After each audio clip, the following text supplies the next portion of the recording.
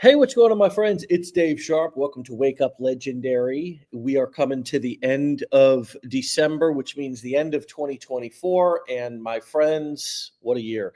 Today is going to be the last live show that I do of the year. We're going to be doing a best of 2024 to kind of wrap up the year. So lots of awesome episodes are going to be coming out on the show, on the podcast, both streamed live here and also uploaded onto the podcast so you can enjoy a great ending to 2024 for the show. We do have one last live guest on this morning. I had the pleasure of meeting Bree at our recent mastermind in New Orleans. She was a avid learner, very focused, very present, asking questions, a lot of fun. We learned, we laughed, we partied. The whole event together was amazing, and of course, she was a part of that, and it was a real blast and a real pleasure to meet her. With that being said, please help me welcome to the show for the first time, Brianna Brun. Hello. You welcome. Thank you. I didn't realize I was the last one of the year. I know. Well, the last live one of Or the year. live one, that's true. We're going to be doing a best of 2024 to kind of wrap up the year. But yeah, you are the last live guest. So congratulations. Easy. Thank you. If that's something to be recognized for, I think so. And we certainly feel, and I'm excited to catch up with you. Yeah. So I met you at the event. Talk to us a little bit about, what uh, motivated you initially to get started with this, and what overall you're trying to achieve by being here and learning these skills. Absolutely. So weirdly enough, I haven't been in the whole make money online or even very much aware of it for super long. Um, I ended up buying back then it was the 15-day course. It was just almost a year ago. I think I bought it on January 2nd Mm. of 2024. And I've been kind of watching another affiliate marketer for a couple months prior, kind of seeing if this was something that was legit. It was one of those things, you you do everything right, you go to college, you get the degree, realize, maybe I don't really want to do the degree that I got. And so for most of my 20s, I was just kind of trying to figure out what I even wanted to do with my life or, what I wanted as a career. So I was on third shift for a while and I hopped over to the company I'm at now. And it was a lot of customer service based since I didn't have any direct expertise at the time when I hopped in. Um, And it just drains you, especially like, I ended up switching departments since then, which I do really like the place I'm in now. But I love traveling and, I love spending time with my loved ones, and the fact that, we only get, 20 days a year that you have to kind of pick and choose and figure out how to use those with any vacations, doctor's appointments, and all of that. The whole idea of taking back my time and being able to make something that I can call mine while also still kind of being there and supporting those I love, and even this day and age, uh, getting my own place, something like that, which is I feel like is not easy to do in this economy at this point.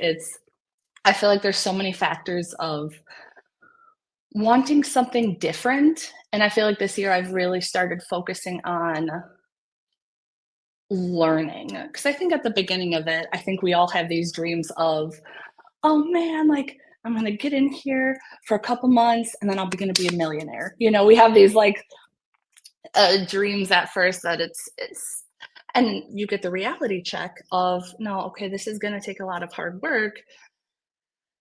And I kind of using a construction analogy, I've never built a house before. So if you just give me like a giant pile of bricks, I'm not going to know what to do with them. So let me learn what to do with these 10 bricks. Let me learn what to do with these 15 first, and then go from there. And so I think this kind of back half, especially after the mastermind, I sort of reset my mindset and was like, you know what, this is still so very new to me. I can't expect to be out here like these people who have been here, you know, for even before they came to Legendary, that might have had some experience before in the business world. And I'm like, I'm just going to learn as best I can while trying to grow my business to make it what I want to make.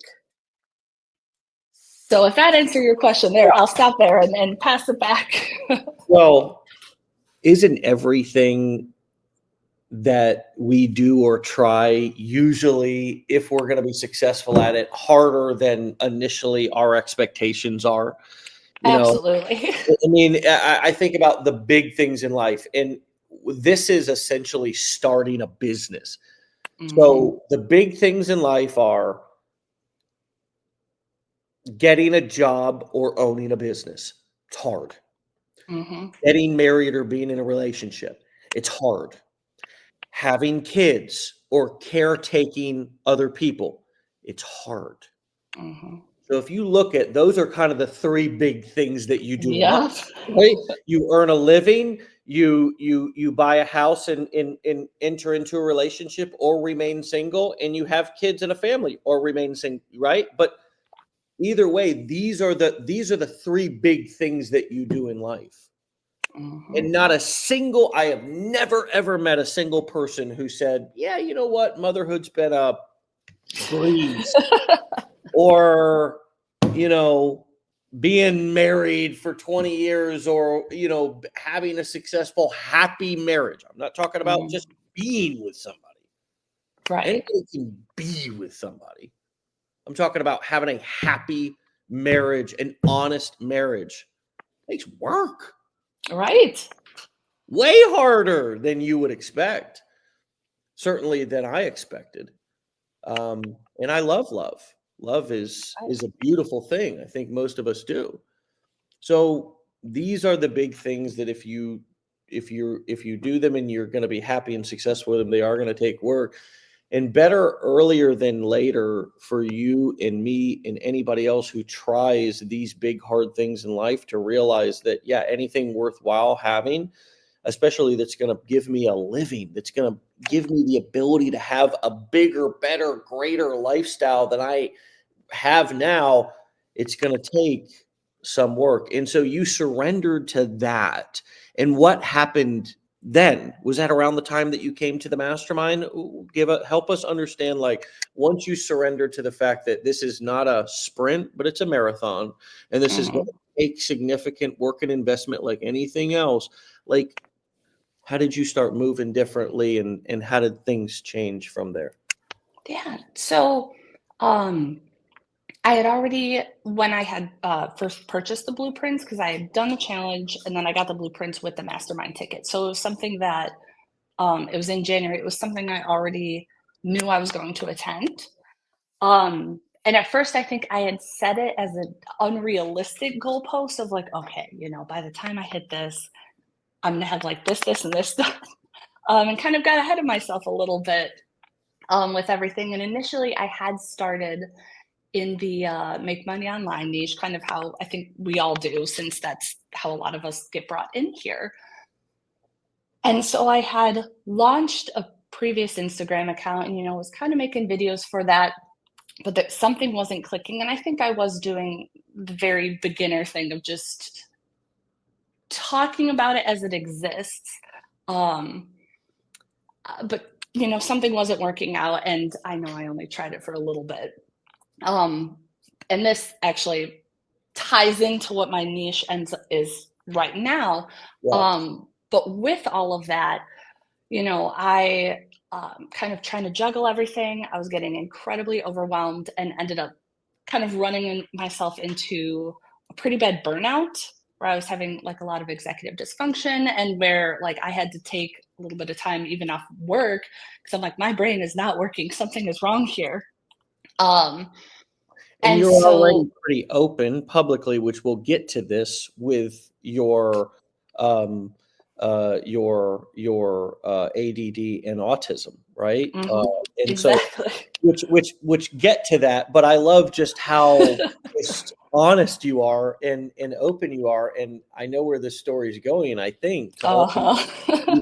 landing there in that niche, but keep going, continue, because I think this is also an important part of the process for you and others. That if you're going to build a personal brand and you're going to build it around a topic that you're passionate about, it's going to require a certain level of vulnerability. Mhm. And that was, so, um, in the midst of all that, I think that was happening around May, and the mastermind happened in June. So at the time, though, I was like, you know what, this is something I got to figure out what's going on in my head. Like, this whole thing's coming up. I'm going to kind of try to, I'll keep listening to Wake Up Legendary, fixating on that. But I had been talking to my therapist already prior, and we had had conversations about this. And since specifically ADHD is something that you can medicate for, whereas with autism, that's not something. It's just both of them are neurodevelopmental disorders. Um, that's just you're born like that. It's not like, oh, I looked at the screen too much when I was a kid. Like that's how some people like spreading that. That's not the case, but there was a lot of stuff even that uh, I didn't realize about ADHD specifically because I had suspected I was autistic for a while, just from what I had learned growing up and doing my own research. But then so many things, because I was a good student in school. Like it was one of those, I was one of the gifted kids. So, Autism does not mean dumb. That means right. most cases very brilliant. Well, right, but the for ADHD, most people's ideas of it are like little boys running around and they can't sit still. Sure, But ADHD, yes. it's a lot different, and it can be a lot different for girls, and they end up getting missed a lot. So that was a big thing to even learn. And the more I learn, the more I keep looking back at all the stuff in my life, and I went, oh my God, I was missed. But like, there's just so much research not done. Right. Um, When we were young so compared to now, right?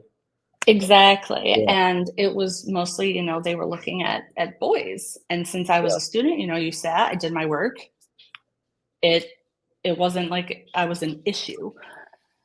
So around the time of the mastermind, I'd already had my like testing and everything set up and all the dates and everything. So that was kind of happening in the background. I came to the mastermind, we learned a lot, and you guys offered the mentorship program. That was something I was like, you know what? I'm so sorry. My dog just ran Or out. But um, and I was like, that the kind of accountability that is what I'm looking for. So I signed up, and a big thing was finding a niche. Um, and as I was going through that testing, so it was like all happening concurrently. I'm filling these things out and just getting really emotional about all of this stuff that had been missed as I was getting, as I was growing up through childhood and teenage years and everything. yeah. And it just something kind of hit me that I was like, there's a lot of people like this. I have a few of my friends that one of my friends, she got diagnosed last year, and we were college roommates, and we didn't clock it with each other because we were acting the same. And then we're like, oh my God, but there's so many things we struggled with that we just didn't realize. Mm, And so that's kind of how that niche ended up forming. Um, and first and foremost, even as you start anything, I'm like, well, what do I talk about? And so at this point, my account has really evolved into this sort of awareness mm, piece, and it's super meaningful. Like I've gotten direct messages or even comments already, or even emails from my email list of people reaching out and really thanking me because either they're going through the process, they're questioning these things about themselves, mm, um, and just seeing that relatability and being like, oh my God, that's something I do. mhm, And I keep seeing things like this, and they're like, is there something to this? mm, And so that's been really rewarding in and of itself, of the fact that people have been able to come to my account. And even when I see, I get new followers, and you see they end up like going through so many of them because they relate to it. And so that's been super cool. And kind of like you said earlier, though, that does require a degree of vulnerability, because then I have to talk about either the funny instances, which everyone loves, those funny memes and everything, but also kind of the deep-rooted hurts that you end up getting from things where, growing up, you're like, why am I different? Why am I being made fun of? I don't understand what people are laughing about, and you can't make sense of it. So Hmm. it's been cathartic in a way for me too, like especially at the beginning, to almost have that place to kind of figure that out and show my journey of, hey, I'm 30, I just figure this out too. Yeah. Come with me. Look, I did the same therapy. I've gotten the same therapeutic value out of my business with my, various traumas, addiction, homelessness, things, mental illness, anxiety, depression, that I've dealt with. And I've been able to process it. Yeah. Not publicly not even process it. I've been able to process it, and then I've been able to share it in a way that is inspiring to both me and others. And the reason why I say inspiring to me is because I really think that the real key, and really hear me on this, folks, because I believe this is a key to a super producer. I feel like this is the key to somebody who is driven, not by motivated by other people needing to motivate them, but they're suddenly now a self-starter. And I believe this is that you are motivated by your own story. You are inspired by your own story. And part of that is that you obviously address your issues. This is how the whole formula has to work. It's simple, but it's not easy. For me, I had, for example, an addiction issue. I got clean when I was 24 years old. 15 years ago, I was a heroin addict. And that was shameful. And I didn't ever think that and I had been arrested because of my addiction and everything else. So I thought, these are secrets I'll need to keep. These are things that, I have to hide from people for the rest of my life. Right. Because certainly, I would assume childhood things that you were describing, well, in adulthood, being a drug addict and a felon is kind of like being the outcast. So, anyways, yeah, I had my watershed moment, my defining moment, where I decided to get on a live one day 15 years ago and just tell my story. And sort of, it probably sounded like a puke session. I don't know. Point is that I was actively staying clean and working on my stuff and growing. And it wasn't like I had to share about that from a shameful place, because so that's the thing. You have to be actively, like you with your diagnosis. You're now curious, you're growing, Yeah. you're managing, you're figuring out you're developing coping mechanisms and these beautiful life skills that are working for you, this awareness, and now you're sharing it with others. And I could relate to that. I can identify with that. And it is very cathartic and it's therapeutic. And I think knowing, not oversharing, Mhm.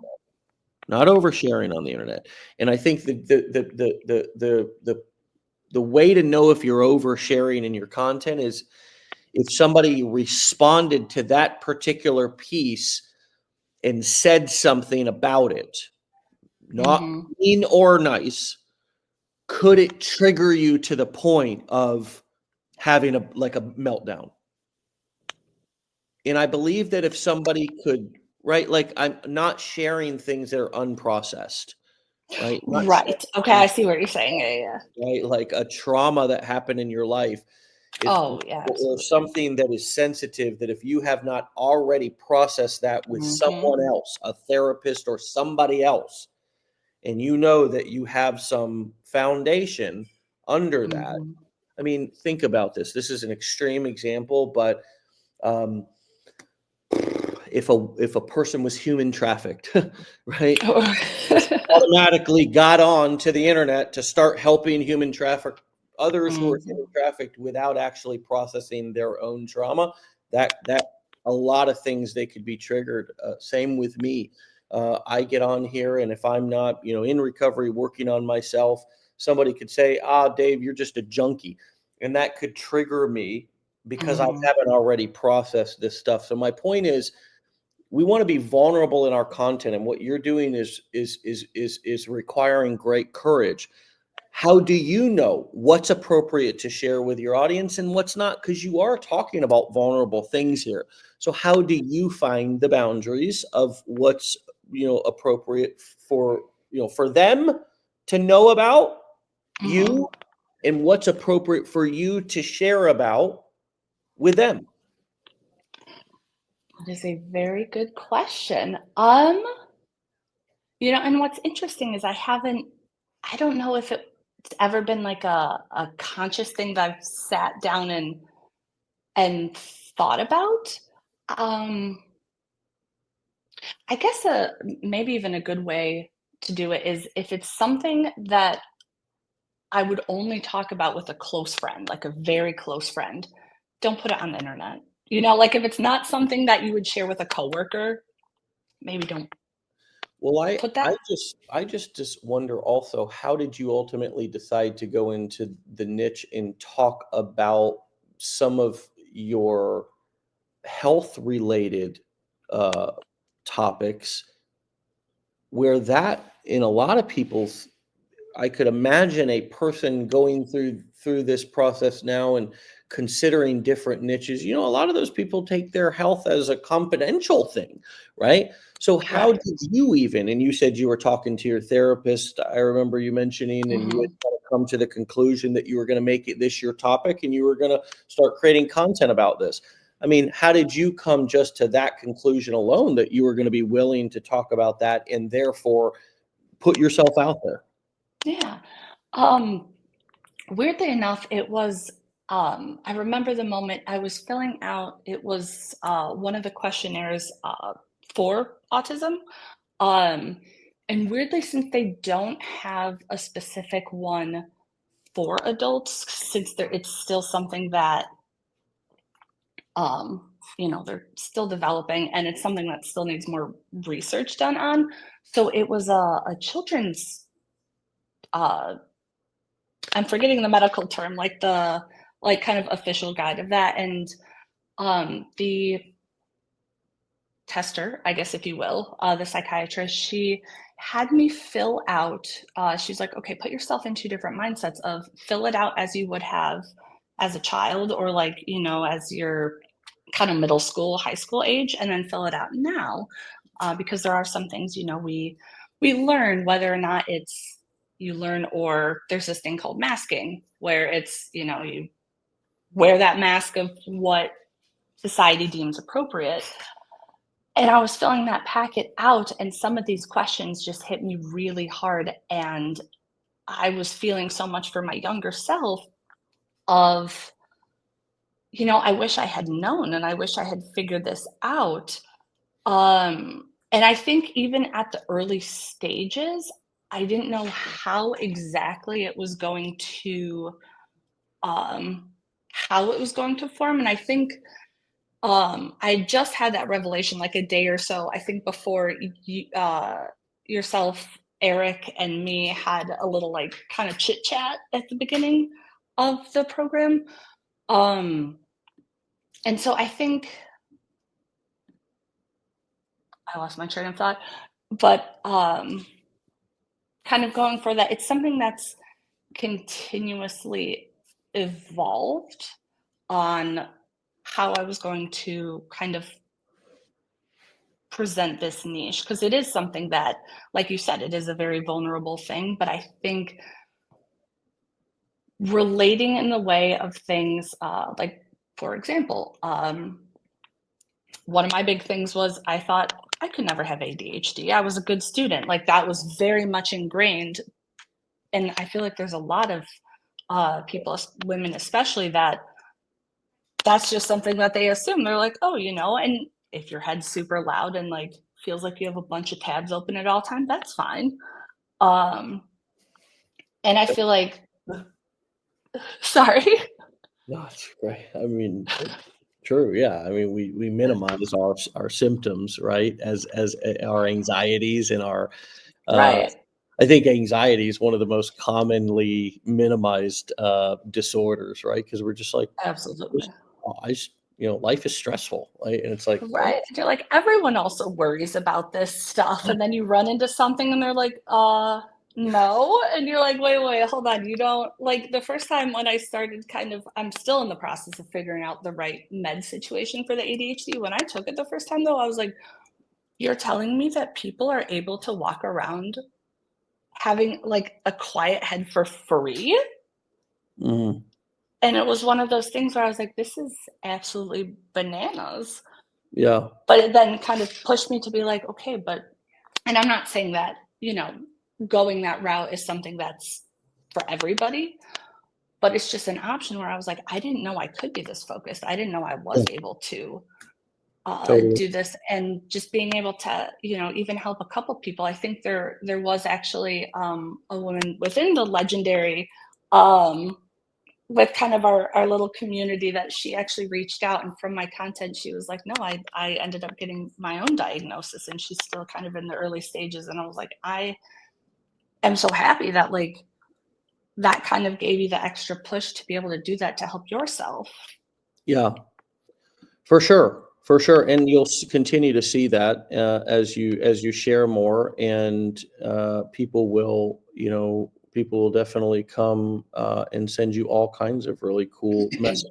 And I want to talk a little bit about your. Can you see my screen here? Oh, I'm so sorry, can you say that one more time? I think it briefly froze. Oh, I said, can you see my screen? But Jalen, would you share the shared screen that I have up on the screen from the control panel backstage? Backstage, I like saying that. Backstage. There you go. All right, so Hey. I just want to just go through here real quick a couple of things that kind of how you're doing this is just something I want to point out. We're not picking apart particularly the marketing, just the process here real quick. Mhm. Opting in to get the free guide. I just want people to see the way that you're kind of promoting creatively. Now, these aren't particularly information marketing products, but they're they're products you're an affiliate of, right? And they Mhm. make sense in this particular instant because Correct. with this particular audience or target customer, these things are going to be really valuable to them. You know, these sensory products, I believe these are earphones or something. Correct. Blocks the They are light. amazing. Yeah, I mean, so you got Amazon links. This first one I think was out to just a website where this product was at, and then the looks like this is sort of a fidget spinner or something. Oh no, a It's weighted a blanket. weighted blanket. Okay, okay, Yay. cool. So, this is a great way for somebody to, I mean, this is well executed, and I just want everybody to see this. You're calling out that, the guide is on the way to their email. And then you've got some helpful things down here. And in this particular case, having a couple of different things I think makes sense. I think this is well done. And I just wanted other people to be able to kind of see this and see what I a bridge page looks like that is in a completely different niche that most people may not have known even exist, and how this sort of thing can be duplicated or transferred over into other niches as well. um, I like that you chose to promote some physical products when you were looking for various things that you could become an affiliate of.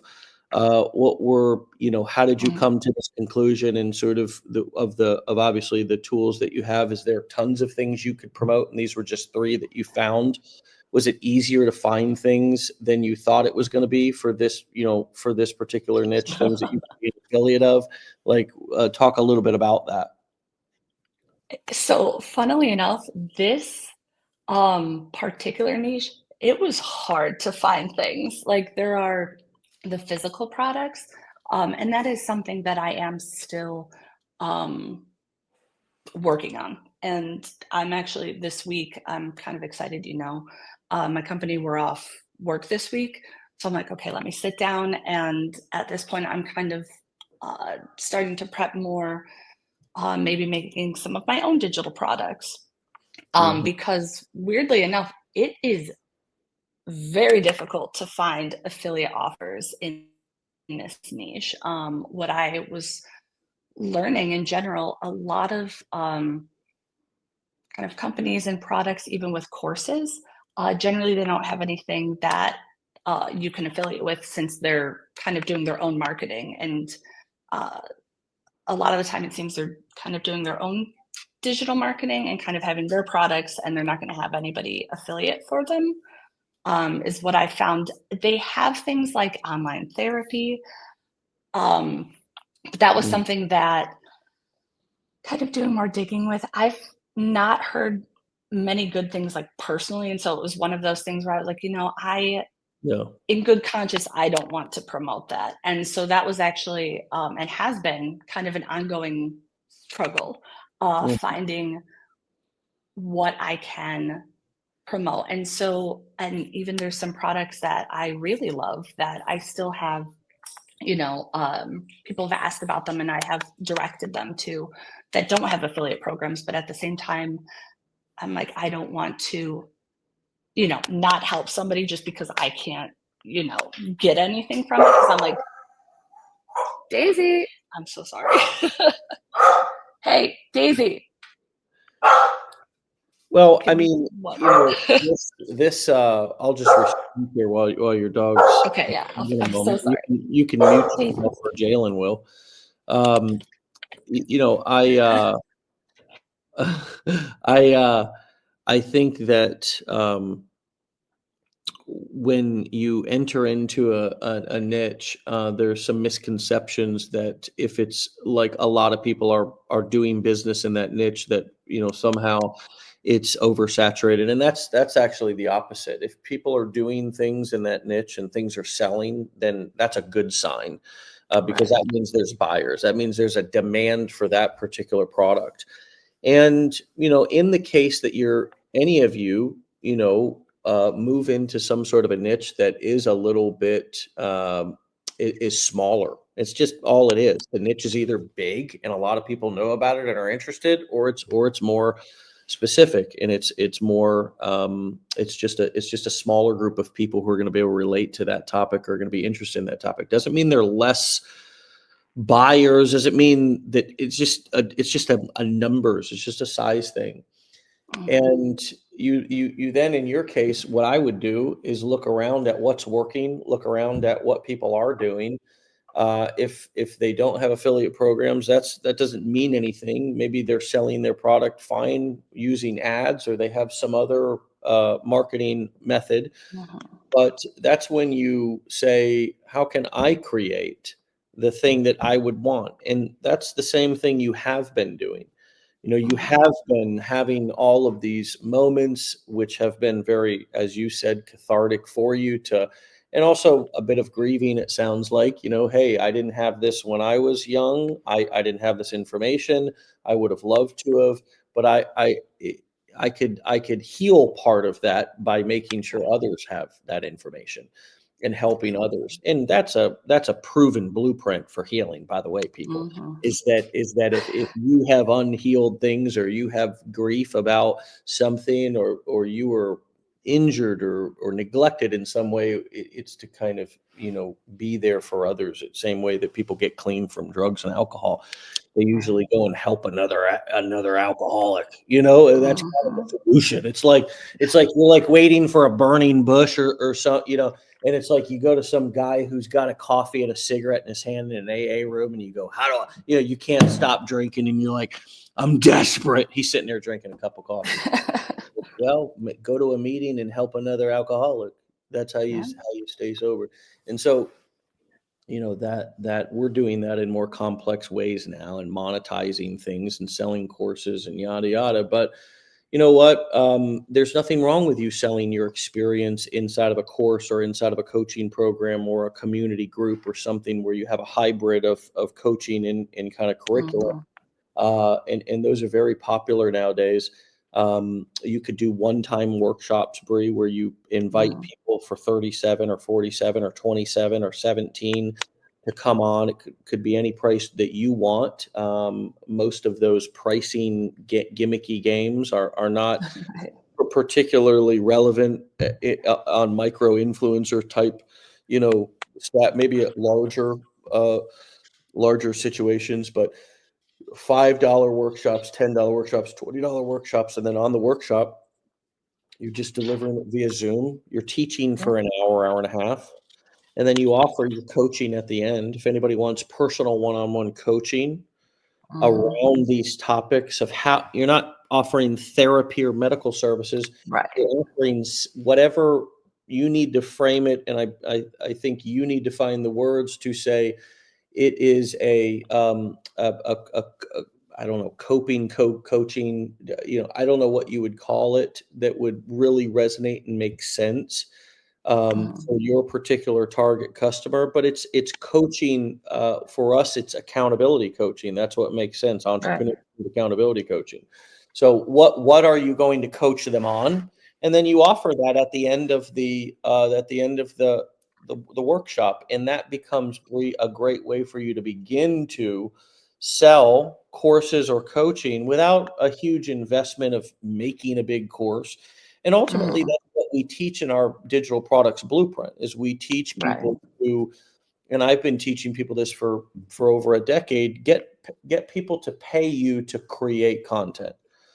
So you sell the Right. workshop, right? And then they pay you, and then you show up and deliver the content. And then you can Mhm. also send that recording out to those who didn't make it or anybody who bought, as well as even reuse that content in the future if you wanted to then turn that into a standalone course that you sold, over and over again versus continuing to deliver it live. So those Right. are just kind of a couple of things that may make sense for you to, start to monetize while delivering more value to your audience. Exactly. And I think that's um, sort of what I've been looking towards on the horizon as like a that house example of okay, we're using these bricks. I have this as a, as we've learned of here are all the stepping stones that we can do. And it's like, okay, let's go to the next step. Let's figure out what we're doing next. We're going to build this up, make sure we can maintain it. Cause I feel like that's such an important part too, is, not hopping to next platform if the foundation's not good. Sure. Um, and then, yeah, going from there. So, and what's interesting too is I've definitely seen that with other accounts and other just people I've seen and that I follow, that they have similar things like that, where either they, offer the coaching programs or have their courses, or I know one of them, she has a couple different books as well. So it's nice also seeing the different models out there that it's like, okay, this seems to be doing well for this person and what they're able to offer. Um, so then I can figure out, what I can offer the people in my audience and what they're looking for specifically by coming to me. Yeah. For sure. And you know what? One of the best ways to do that is just to ask them, Yep. it's one of the best ways to also, obviously you are, and I would assume it's either in the high hundreds or thousands, your email list that you've been building. Is that starting to add up now, or am I? um, it's about, I think I have about 100 now of Okay. active people. So not quite thousands yet, All right. but Well, it's getting there. I'm talking to you as the person who I know you're about to step into here within with those numbers, so it's not an issue. But um, one of the great, especially with a small list doesn't mean small money. It doesn't mean small impact. Mhm. It's an opportunity to. It can mean that they say the riches are in the niches, because, if you really have something that's specific to people, and how do you have something that's specific to people? Well, sometimes you just ask them. You send an email Mhm. out to your list, and this actually does two things for you. Say, hey, I'm going to make some content and have some upcoming workshops I want to do, but I wonder what topics would you like to see me cover on an upcoming Mhm. workshop? And you just say, hit reply to this email. Just send Yep. me an email, and I'll consider it, and do my best to reply back and thank you. And of course, with a small list, you can reply back to everybody. And There was someone huh? I'm so sorry. There was someone that she had when she had gotten on there, I think it was like the 2nd or 3rd email she had replied to, because I had asked, in the email, and then she's like, "I don't know if anyone ever reads these," and I was like, "Nope, it's me," and it was just, like, a very fun interaction, because she was like, "Oh, okay, like, so it does go directly to," and I'm like, "Yeah, no, I'm the one answering and reading these." Yeah. But it was very cool. That's great. And so now you're actually, and people love to give their Mhm. thought I was gonna sneeze there. Um, And once you signal it, then it goes away, and it's the worst thing. yeah, people love to give their opinion. They love to, ask for things. They love to vote on things. So the Mhm, second kind of thing that accomplishes by asking people to respond to your emails is it actually shows Google, and it shows the major email host that decide whether your messages are spam or actually they should put them in the primary mailbox. mhm, Um, they kind of decide that based on, are these always one-way emails? Because if they're only right, one-way emails, that's one of the triggers for the quote email algorithm to say spam, spam. Every time this comes from this address, spam it. So mhm. occasionally, folks, we're dropping some, both you and me are dropping some nice money, little Christmas gifts. Santa Claus came early this year. Um, but the other thing that this does, friends, when and look, there's a bigger lesson here, which is create two-way conversations with your audience and your clients versus just always talking at them. Mhm, And when you ask people to respond back to your emails and create that two-way street, it creates that engagement. They feel more heard, and also the Google gods and the email gods look at your interactions and say, maybe this isn't all spam. Maybe mhm. we'll throw this throw this old chap in the old inbox this morning, right? And then there I go. I show up in the inbox where the next marketer who never has asked for a reply Mhm. gets put into the spam, right? And Yeah. so, that's what I did with this show, was went from just creating content to actually having people come on and talk to my clients, which was kind of a big deal at first, and now it's not. As you can see, this was your first time on the show. I just met you backstage, and then we just went live with Yeah. no script or plan. So, I love what you're doing, Bree, and I am really excited to see what you do in 2025. I'm going to let you get back to your dogs and your life, and thank you for your time this morning. Thank you. Please an amazing holiday season, a very happy New Year, and I look forward to seeing you and talking to you in 2025. Yeah, it'll be good, and I wish the same for you, that you have very peaceful, next couple days with all the holidays and everything. Well, thank you so much, and we'll talk to you later. Stay legendary, my friend. Sounds good. All right, Bye. bye. All right, you all can find Bree over on Instagram at AUDHD and Bree. AUDHD and Bree. Bree spelled BRI. AUDHD and Bree. No spaces, no underscores. My friends. What a year. Holy smokes. Really, really excited for the holidays, to get through the holidays and to come back in 2025 with a vengeance. I hope that all of you are locked and loaded in and ready for the new year. We, of course, have a couple of exciting things that are coming up. Of course, our mastermind's happening January 31st through February 2nd in Austin, Texas. And we couldn't be more excited to meet all of you there. We're really excited about that. We're really, we have some amazing speakers who are going to be coming, and it's just, we're just really excited.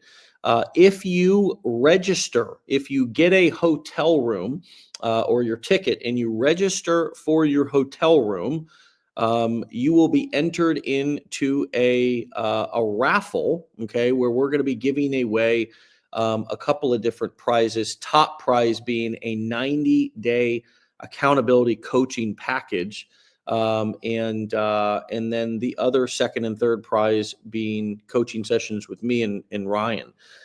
So, if you want to come to the event in January, this is a good reason to go ahead and get registered right now, and also get your hotel room.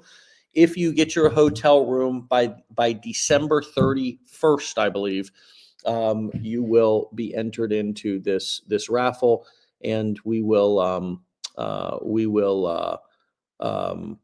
actually do the drawing for the raffle the first day or two of January, live here on Wake Up Legendary. So you guys will be able to see that live, and then of course we will meet those of you who are coming. We've got just a few spots left. It's going to be a packed room in Austin, Texas. And so get there. Where you can grab your ticket is legendarymarketer.com/enroll. legendarymarketer.com/enroll, ENROLL, enroll. Go there, grab your mastermind ticket, and just follow the instructions once you get your ticket to register for the hotel, and you'll automatically be entered into the drawing. And if you've registered for the hotel up until this point, you will also automatically be registered for the drawing. When we draw a name out, first prize, a 90-day accountability coaching program, comped free, the prize, totally get in there and work with you like we have. As a matter of fact, Bree is in our accountability program, coaching program, and mentioned it in her interview. Second prize is a coaching session with me. Third prize is 3 coaching sessions with Ryan. And we look forward to, drawing some names out live here on Wake Up Legendary. Last but not least, my friends, this is our last live show of the year. Thank you for an amazing year. We've been doing the show now for, I feel like, going on 4 years. We've done over 1,100 interviews on the show. The rest of the year is going to be a best of 2024, so enjoy that. We'll be emailing you. We'll be updating you via social media and so forth. So stay tuned in. Have a happy, Merry Kwanzaa, Hanukkah, Christmas, Kwanzaa. Happy holidays. Merry, Happy New Year. All the things. Peace and prosperity to you and your family in 2025. That's what I wish. That's my prayer. That's my hope. And I'm going to be here to do everything that I can to make that possible and a reality for you. So plug into our community and training. We're not going anywhere. We're only going to get stronger. And so tune in, plug in, get ready for a huge 2025. We just can't wait to do it with you and support you every step of the way. Have a great day. Have a great holiday. And we'll see you back here live on the first day of January, which is probably January 1st, for a brand new season of Wake Up Legendary. My name's Dave Sharpe. I've been your host so far, and I'll continue to be signing out for 2024. Enjoy the best of 2024 episodes for the rest of the year. We love you. We appreciate you. Thanks, Bree, for an amazing episode today. And all of you who show up here every single day to comment and chime in and learn and listen along with us. We love you, and we appreciate you for real. All right. See you guys. Take care. Bye-bye.